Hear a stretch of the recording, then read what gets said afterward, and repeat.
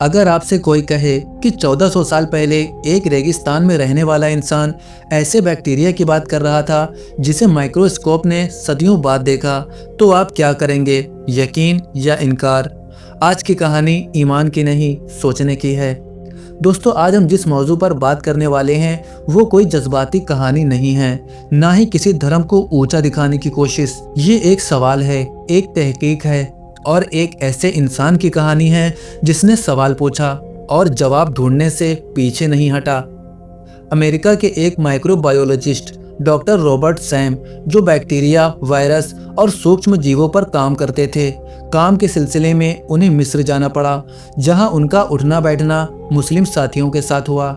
एक दिन मामूली सी बातचीत में कुत्तों का जिक्र आया। उन्हें बताया गया कि इस्लाम में अगर कुत्ता किसी बर्तन को चाट ले तो उसे 7 बार धोने और 1 बार मिट्टी से साफ करने का हुक्म है। हदीस सुनाई गई।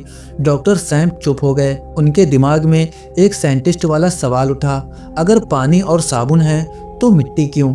यहीं से कहानी अकीदत की नहीं, साइंटिफिक एक्सपेरिमेंट की बनती है। डॉक्टर सैम ने एक बर्तन लिया, कुत्ते से चटवाया और 7 बार पानी और साबुन से धोया।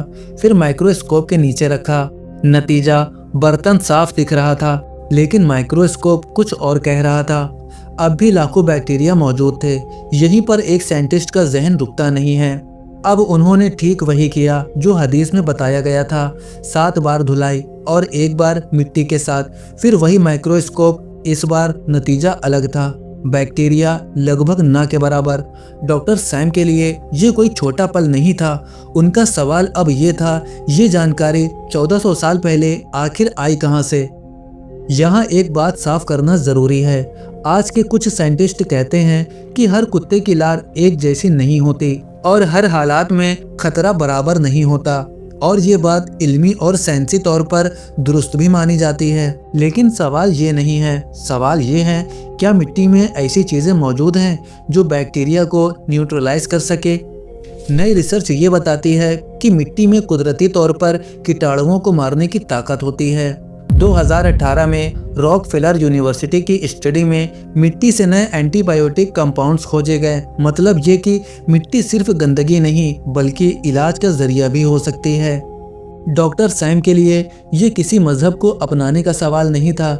ये सवाल था, क्या मोहम्मद सल्लल्लाहु अलैहि वसल्लम अपनी ज़ात से बोल रहे थे या किसी और जरिया इल्म से? यहीं पर उसके अंदर कुछ टूटता है और कुछ बनता है। गुरूर टूटता है, जिद टूटती है और सच को मानने की हिम्मत पैदा होती है। लंबी तहकीक के बाद डॉक्टर सैम ने कलमा पढ़ा, बिना शोर, बिना नारे, बस एक यकीन के साथ।